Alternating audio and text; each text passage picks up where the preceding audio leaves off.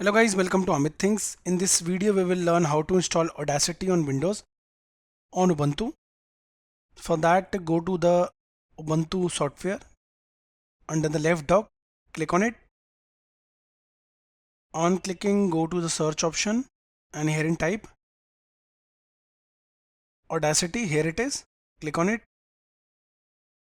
After clicking, you need to click install. Enter the admin password.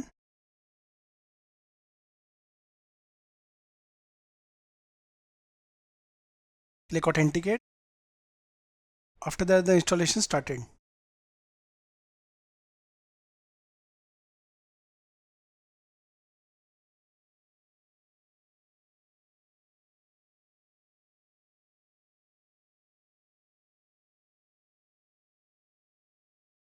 So guys, you can see we successfully installed it. I'll close this and now I'll go to the activities panel.